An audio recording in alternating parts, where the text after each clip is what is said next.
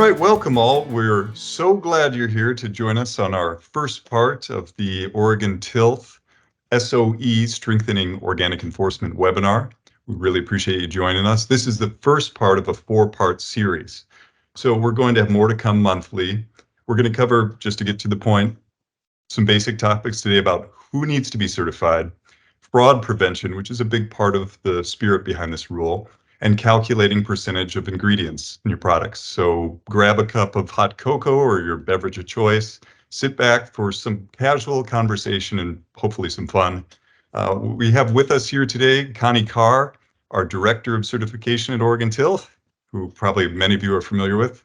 Lindsay Campbell, who is our Technical Specialist, a wizard in handling and processing, and Franklin Smith, our Client Experience Specialist.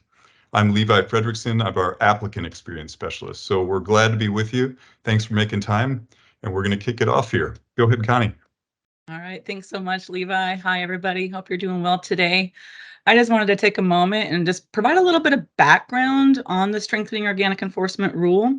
And because we kind of been throwing out this term SOE for the last couple of years, and it's important to take a step back and just really recognize what it truly is, strengthening organic enforcement, and also just to think about what is the goals we're trying to achieve with this rule change, and how is that going to impact all the people within the organic community.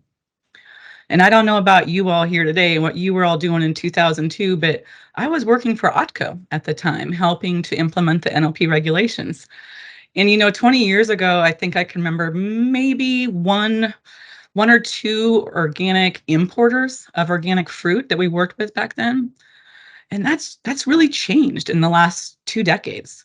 Now we're working with hundreds of importers and exporters across all sorts of commodities and countries. And this increased demand for organic and the growth of the industry has resulted in much more complex supply chains, like very, very complex supply chains and different risk areas that just didn't exist in 2002. And that's what this regulation is primarily working to address, working to reduce the exemptions and the uncertified entities in the supply chain and increase that oversight and strengthen the organic standards. It's appropriately named. But that's not the only goal either. So it's one of the main and most significant changes in the rules, but there's a few other things this rule is trying to achieve as well. One of them being consistency.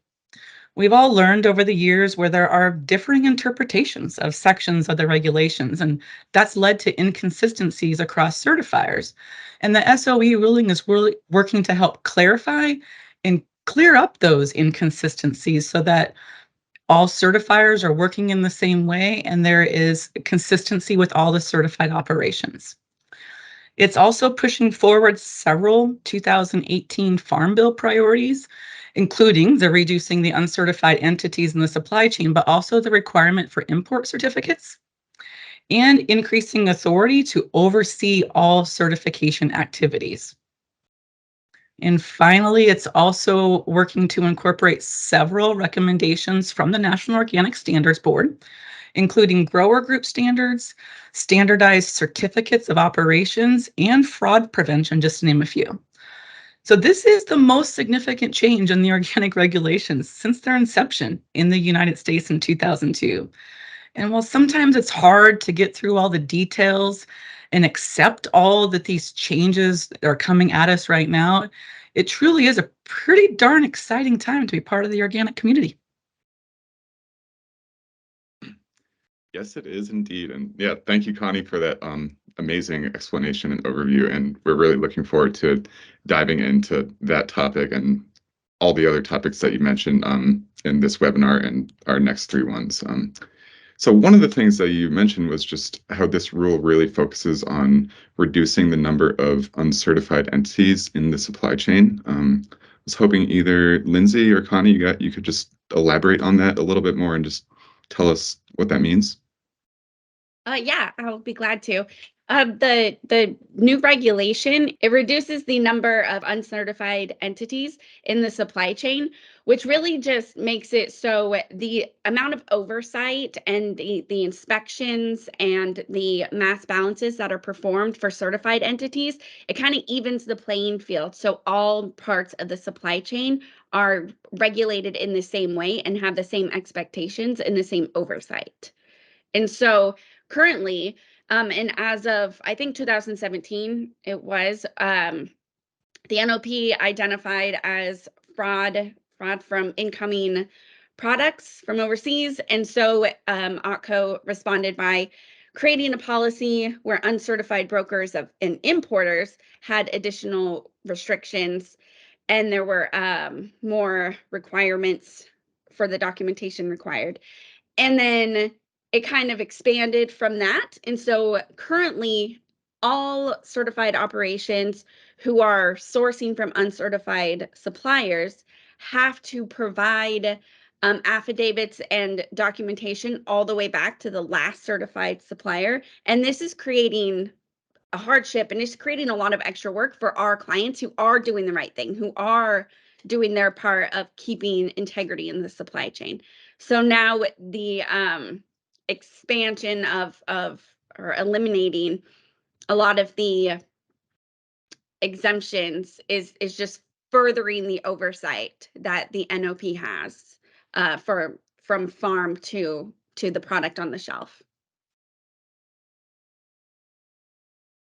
Yeah, that's exactly the area I was mentioning previously when I was talking about the purpose and the main goals of the SOE. And that the biggest goal and impact of this regulation is reducing those uncertified entities in the supply chain and bringing nearly the entire chain into certification and oversight by certifiers to make it an equal playing field. And it's with those complex supply chains that's part of the ruling that will possibly take the longest for our clients to come into compliance with. So it's really important that currently certified operations review and assess their chains now, not later, and look for the parts of the chain that may not be certified. Talk to your suppliers, talk to your vendors now to encourage them to seek certification, because we all know that certification process can take some time, and there are thousands of entities out there that will need to become certified, and only a certain number of certifiers to do that work. So I just really want to emphasize how important it is to get started on this now and not wait till next year, as all these entities will need to be certified to continue to engage in organic by the implementation date of March 2024. Okay, excellent. That was awesome. Thank you for that, Gal. So, Lindsay, to run with that a little more, I know you're leading the charge to help define these changes for our operators, for our clients, and try to develop some educational resources. But I mean, folks tuning into the webinar here today are probably looking for a rundown, a quick start, as it were. And so can you just give us a quick overview of the changes, some of the definitions and exemptions? Right, great, thank you. Yeah, there are a lot of questions still out there, and we're researching those, and we're also working with other certifiers and with the NOP to get as many questions answered as we can. But we've created a slide that kind of goes over kind of an easy reference for the exemptions, and they go A through H. And A is for companies who are selling less than $5,000 a year in organic sales. And this is pretty consistent with what has traditionally been allowed as exempt.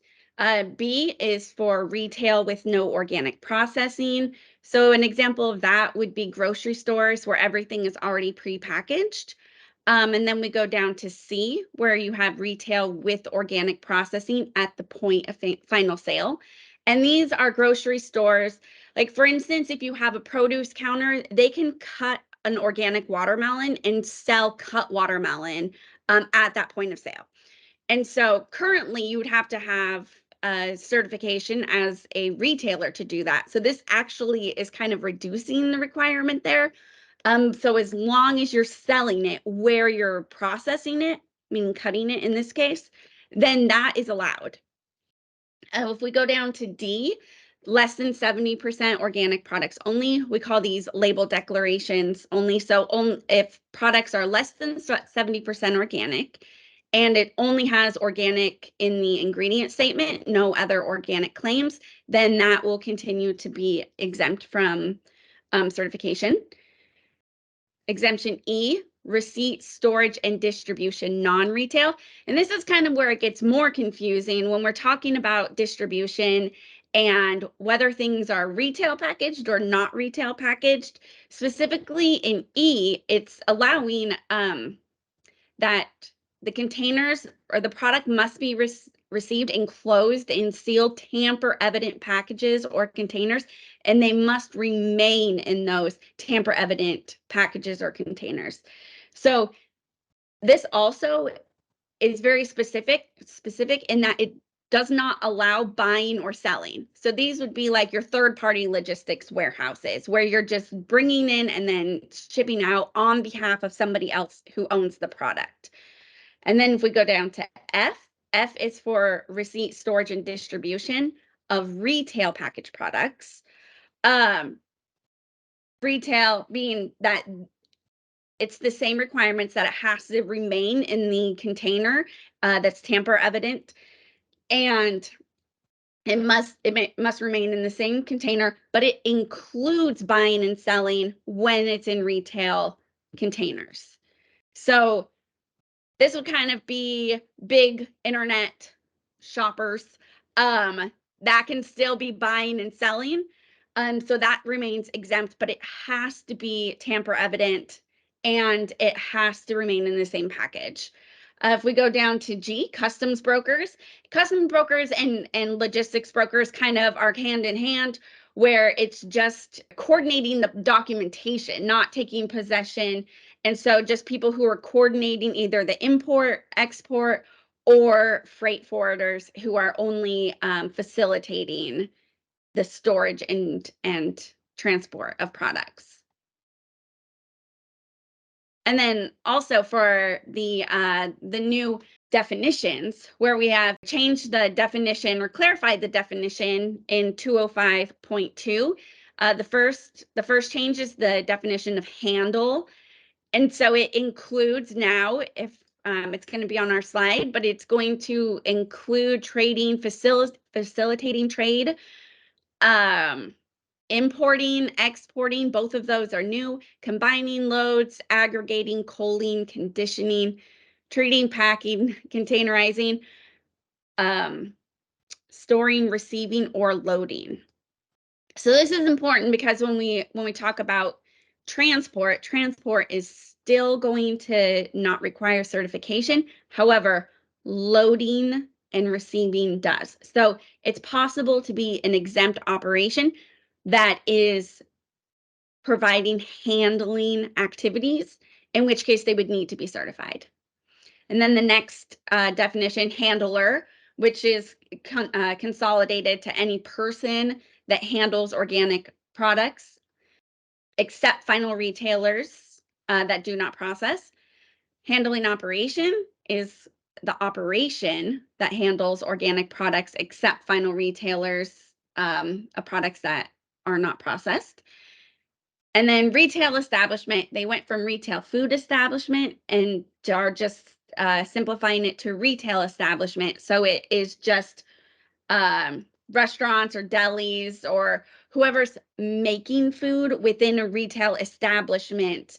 And that can include mail order or pickup or delivery, all the different ways that you can possibly get, let's say, a potato salad from your favorite restaurant or market down the street. That would be able to still be sold as organic.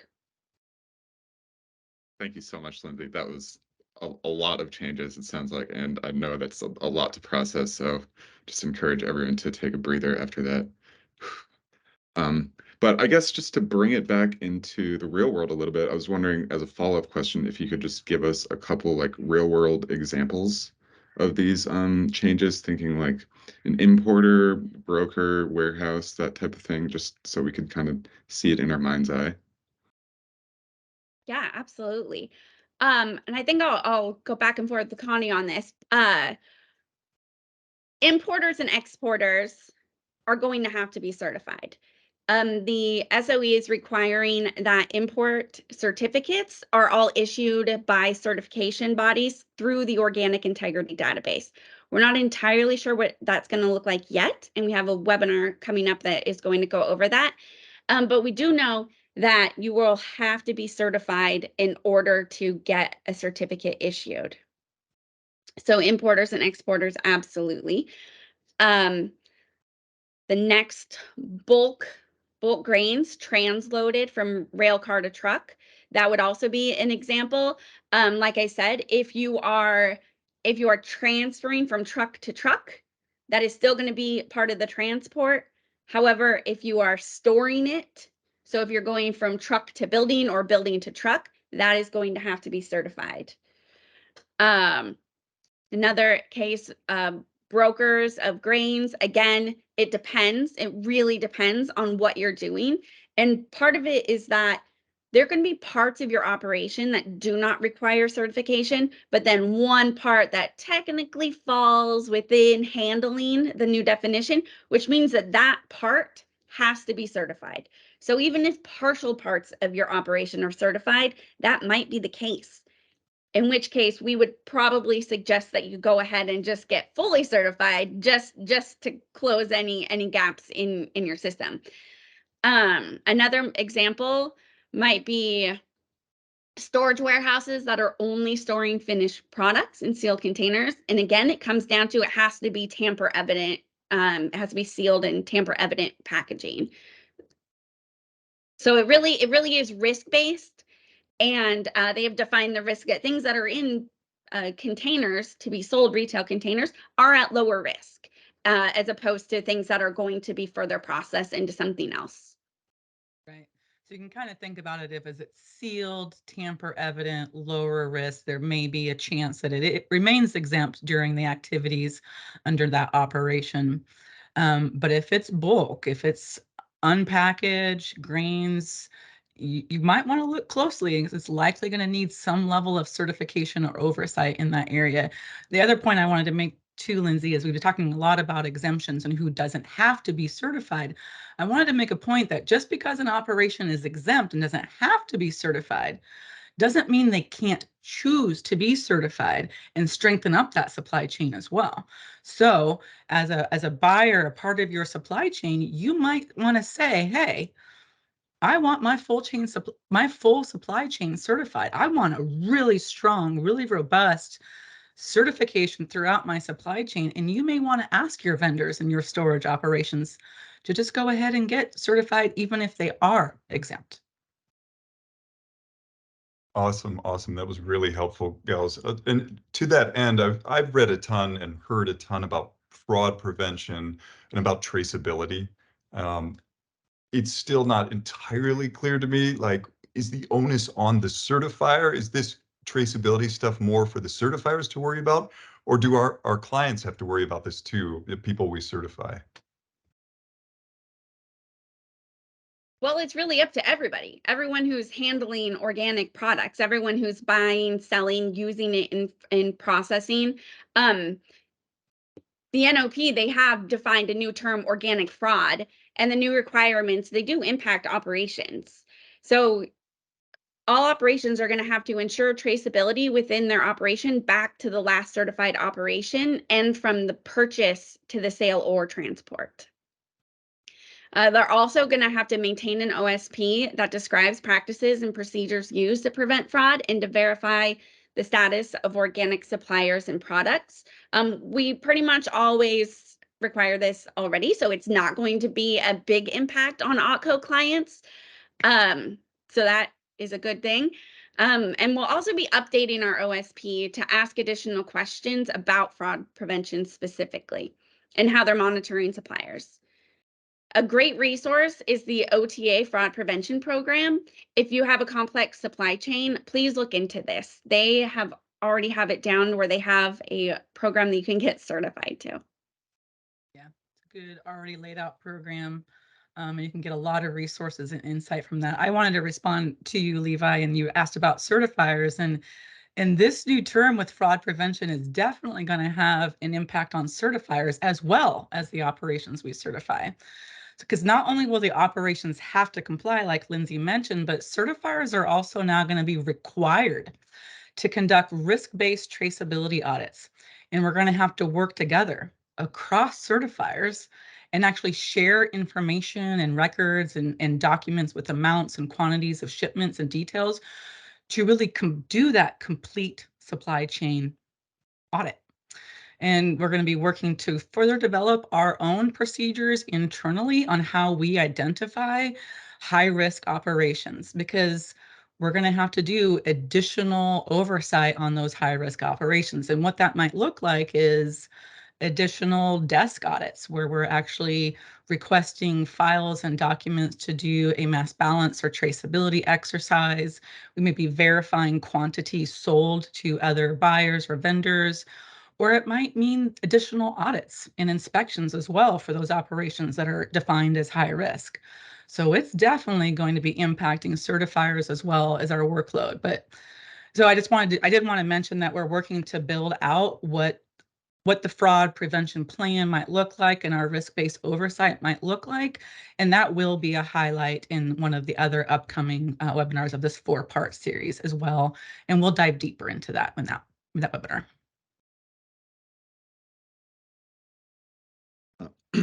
Thank you, Connie and Lindsay. That's definitely a valuable topic, and really looking forward to jumping into that more. To kind of take a left turn now, going to ask you, Lindsay, a different question. This one's about calculating percentages of ingredients.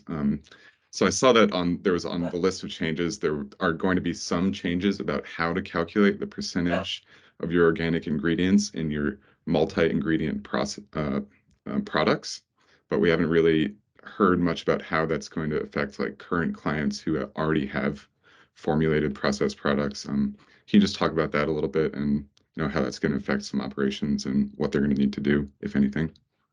Yeah, great. Thanks, Franklin. The updates in 205.302 mainly lay out 3 changes.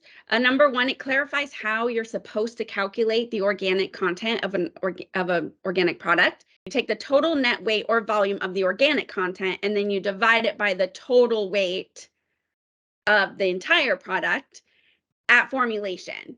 And so it means that it's how you are making it. If you are making a cooked chicken product, you're going to take like the raw chicken and the seasonings at formulation, and then you're calculating the organic content based on that. And then if you're cooking it, it's going to lose water. It's going to have a different formulation at the end, but we're calculating it based on that original, how you make it. It's consistent with how we currently have our product formulation sheets, and so that part should have very little impact to OpCo clients. The second thing is that it specifies that water and salt are supposed to be added as ingredients at formulation, and then that is where it's excluded from the calculation. And so again, if you're bringing in product that has water and salt in it, it's how you add it at formulation in your facility is where we deduct out the salt and water. That's also pretty consistent with how we're doing it now. And then the third thing that might actually have an impact is that the percentage of all organic ingredients in a certified product must be rounded down to the nearest whole number. Currently, we have some clients in the formulations where it's pretty specific to where it might be 99.9% organic for, we'll say, sugar or something. So we're going to have to go in and review and make sure that those are all rounded down as individual ingredients. So it would be 99, and then calculate it out. So this was one of those areas where they were changing to make more consistent, because this is a particular area where it hasn't been real clear, and there's been a little bit different interpretation, a little nuance. So this is a good example, like I talked about before, about where they've updated the standards to add in more consistency for certifiers and the certified operations. So this is great. Well, thanks a ton, gals, for the. I learned a ton today that I can communicate with our prospective applicants. So thanks for making time. We look forward to offering some more webinars. I'll talk about that in a second, but I just want to thank the folks that took time to watch this today. We tried to keep it concise, to the point, while covering some of all the questions swirling around about SOE. So we hope you found it helpful. Oregon Tilth has been at this for nearly 50 years. So, we're here for you. We want you at the end of the day to know that we are here for you. Please feel free to reach out at any time. We can answer questions about fees, which, by the way, on that note, Tilth is supportive of this effort. So if you have been previously exempt up until this point and now need to be certified, we'll waive your new applicant fee of $300. And on that note, for folks who are already in our supply chain or already one of our clients, if there are ingredient suppliers that are not certified that need to be, if you refer them to us, we'll even give you a $100 credit toward your certification fee. So it's in our best interest to help you get them certified. And it's in your best interest. So we're glad to help with that, with some creative fee schedule updates here. And look forward to our upcoming webinars. We'll do one monthly for 3 more sessions. So we'll have electronic import certificates and data reporting. That's the next one. Record keeping and supply chain fraud prevention. And finally, inspection requirements. That'll be a really good one. So on behalf of everyone at Oregon Tilth, thanks for joining us, and may the enforcement be with you. Thank you all.